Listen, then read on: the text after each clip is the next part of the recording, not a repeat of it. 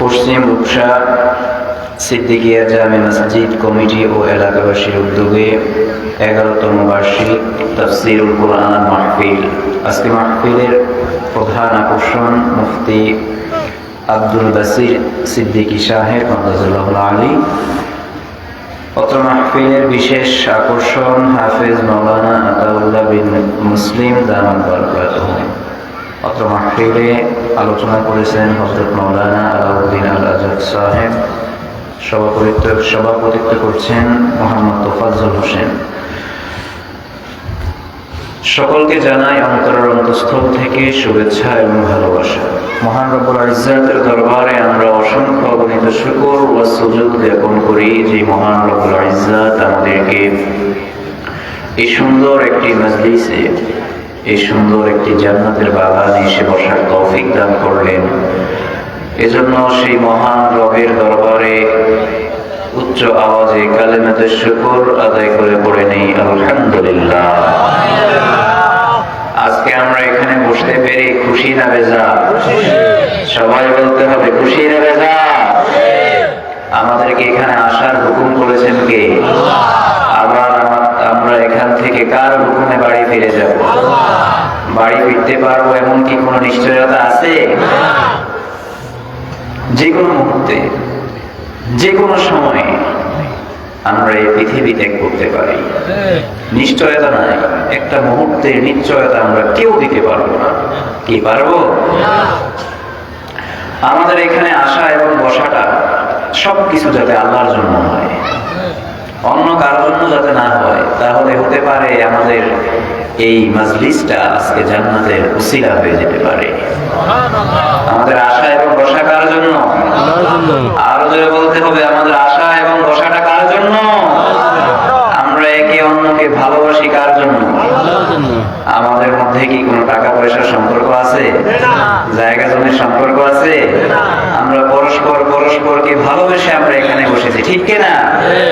আমাদের ভালোবাসা সবই যেন হয় মহান প্রভুর জন্য।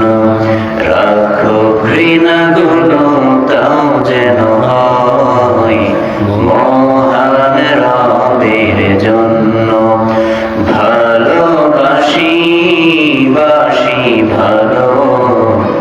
ভালোবাসি প্রভু তোমাকে, ইয়া হাবিবি ইয়া রাসূলুল্লাহ, হৃদয়ে গেঁথেছি তোমাকে।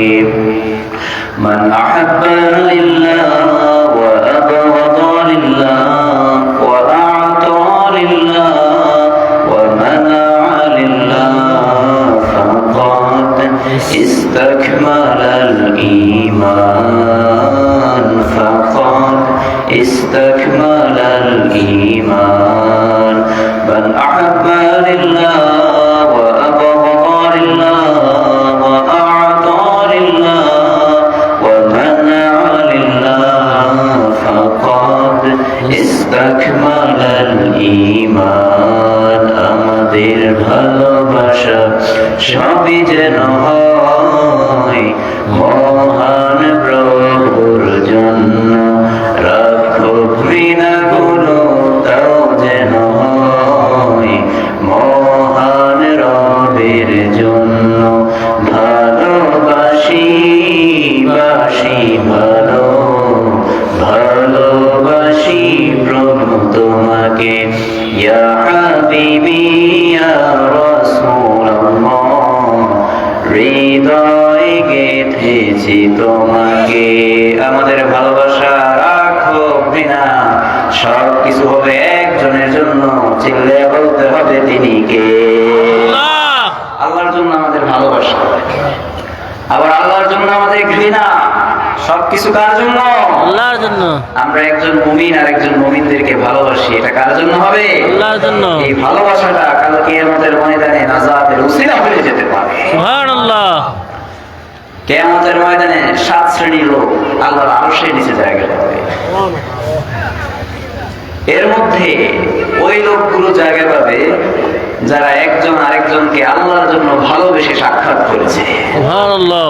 তাহলে আমরা এখানে এসেছি এবং বসেছি এবং আমরা একজন আরেকজনকে ভালোবেসেছি কার জন্য? আল্লাহর জন্য। আর জোরে বলতে হবে কার জন্য? আল্লাহর জন্য। আবার ইসলাম বিরোধীদের সাথে আমাদের কোনো সম্পর্ক নাই, ইসলাম বিদ্বেষীদের সাথে আমাদের কোনো সম্পর্ক নাই। এই যে আমরা সম্পর্কটা ছেদ করে ফেললাম, এটাও কার জন্য? আল্লাহর জন্য। যেটাতে আমার আল্লাহ খুশি, যেটাতে আমার নবী খুশি, সেটাতে একজন মুসলমান খুশি হয়ে যায়। আর যেটাতে আমার আল্লাহ বেরাজ হয়ে যায়, যেটাতে আমার নবী বেরাজ হয়ে যায়, সেটাতে কোনো মুসলমান খুশি হতে পারে না। সেটাতে খুশি হয় জালেমরা, সেটাতে খুশি হয় অত্যাচারীরা। আমরা জানি দেখি যে আমাদের সমাজে আমরা অনেকদেরকে জালেম বলি, কিন্তু প্রকৃত জালেম কারা এটা কি আমাদের পরিচয় পাওয়ার দরকার আছে না নাই? আরো জোরে বলতে হবে, আছে না নাই? রব্বুল আলামিন বলেন, ওয়া মান ইয়াতাআদ্দা হুদুদাল্লাহি ফাউলাইকা হুমুয যালিমুন। আল্লাহ রব্বুল আলামিন ডাক দিয়ে বলে, ও আমার গোলাম, তোমরা শোনো শোনো, প্রকৃত জালেম কারা, প্রকৃত অত্যাচারী কারা, তোমরা শুনে নাও। প্রকৃত অত্যাচারী হলো তারাই যারা আল্লাহর আইনের বিরোধিতা করে, আল্লাহর সাথে যারা শত্রুতা করে, তারাই হচ্ছে প্রকৃত জালেম। তাহলে প্রকৃত জালেম কারা? যারা আল্লাহর সাথে শত্রুতা করে। এখন বলেন, এই জমিনটা কার? আল্লাহর। আর জোরে বলতে হবে, এই জমিনটা কার? আল্লাহর। আমাদের নামে যতই রেজিস্ট্রি থাকুক আর যাই থাকুক, কিন্তু জমিনের আসল মালিক কে? আল্লাহ। এই আল্লাহর জমিনে থেকে যদি আমরা আল্লাহর সঙ্গে শত্রুতা করি, তাহলে থাকতে পারবো না, পারবো না।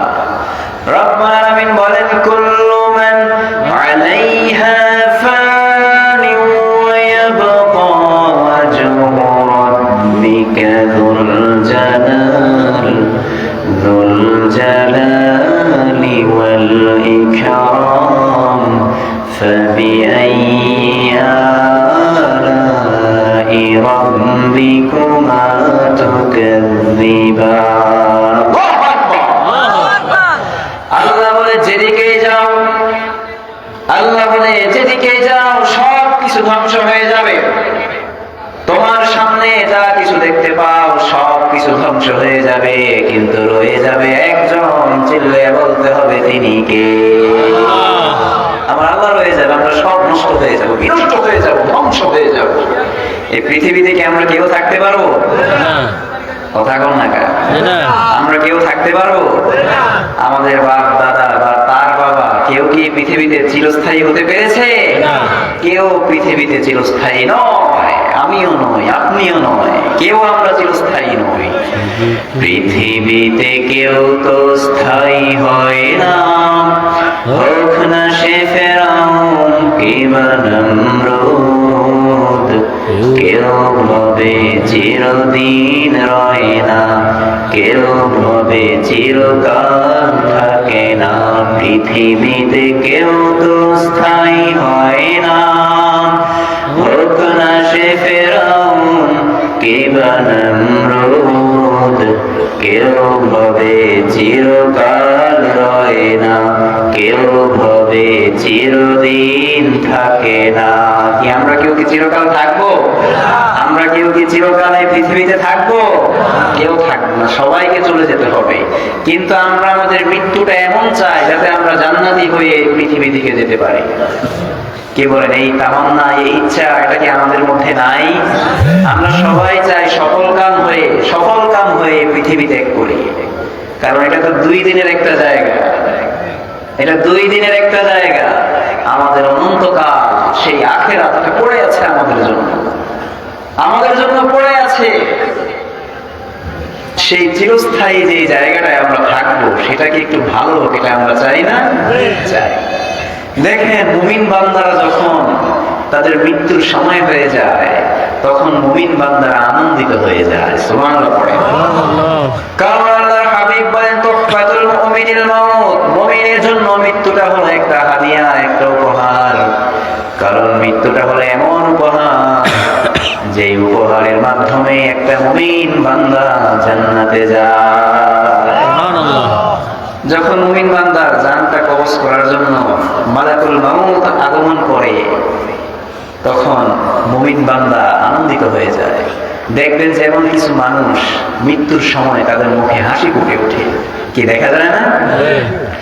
যখন মালাকুল মাউত তার কাছে আসে, তখন তাকে ডাক দেয়, সালাম আলাইকুম তিবতুম।